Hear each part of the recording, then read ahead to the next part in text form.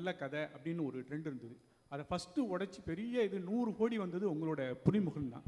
அந்த புலிமுருகன் 100 கோடி வரும்போது உங்கள் மனநிலை எப்படி இருந்தது?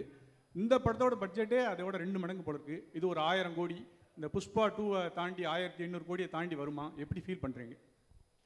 இந்த கோடி கணக்கெல்லாம் நமக்கு தெரியாத. We created a good film இல்லையா? அந்த கோடிக்காகத்தான் படம். How do you know? எப்படி தெரியும் இந்த படம் அவ்வளோ 27க்கு அப்புறம் படம் எல்லோரும் பார்த்து தானே சொல்ல முடியும். ஸோ அதுக்காக ஒரு பட்ஜெட்டு இந்த படம் இவ்வளோ கலெக்ட் பண்ணும் அந்த மாதிரி இல்லை. திஸ் இஸ் ஒரு second part of Lucifer. So அது எவ்வளோ நல்லா எடுக்க முடியும் அது நம்ம எடுத்திருக்கேன். இனி நீங்கள் தான் பார்த்துட்டு அது ப்ளஷ் பண்ணி தேங்க்யூ. 1000 கோடி கிடச்சா நல்லது. உங்கள் நாக்கு பொண்ணாக இருக்கட்டும். சார் இந்த கேள்வி, டப்பிங் வெர்ஷன் வந்து ஆர்பி பாலா நல்லா பண்ணுறாருன்னு நீங்கள் சொல்லிட்டு இருக்கீங்க. அவரோட டைரக்ஷனில் நீங்கள் நேரடி படம் பண்ணுறதுக்கு ஐடியா இருக்கா? மோகன்லால் சார். எனக்கு புரியல. இல்லை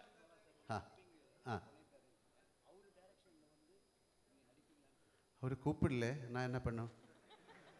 அவர் Prithviraj sir, this is for you. கூப்பிட்டாச்சா? இல்லை அவர் ஒன்றுமே சொல்லல.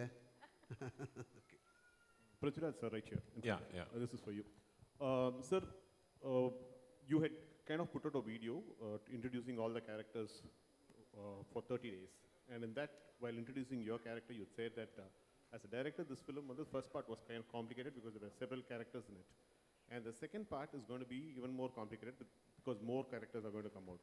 For someone who's not watched the first part, will it be possible for them to understand the story? Yeah, good question actually. So I have also answered this in multiple platforms across our promotional campaign. இந்த படம் வந்து design பண்ணியிருக்கிற விதமே வந்து my writer Murali Gopy and I we are very particular.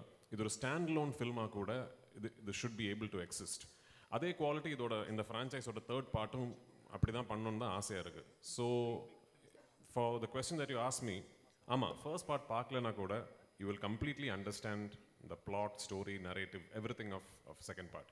ஆமாம், நீங்கள் தியேட்டரில் உட்காந்துட்டு இருக்கும்போது ஒரு வேளை if someone claps for a particular dialogue, somebody who's not seen the first part might think, yeah, இதுக்கு ஏன் போய் கை தட்டுறேங்கிற ஒரு thought might come.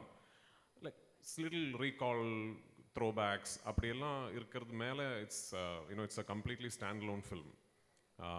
But having said that, இதுக்கு வந்து நான் ஃபர்ஸ்ட் பார்ட் முடியும் போது ஒரு செகண்ட் பார்ட் இல்லைனா கூட the story is completeங்கிற மாதிரி ஒரு ஆர்க்கில் தான் போய் முடிச்சிருக்கோம் அந்த படம்.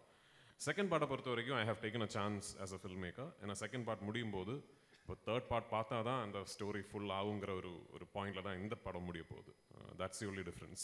என்னை பொறுத்த வரைக்கும் what I am hoping for is that second part பார்த்து ஃபர்ஸ்ட் பார்ட் பார்க்காத ஆளுங்க வந்து இந்த படம் பார்த்துட்டு அந்த படம் பார்க்கணுமே நினச்சி they should go and revisit that ஃபிலிம்ங்கிறது தான் என்னோட ஆசை. I hope that happens.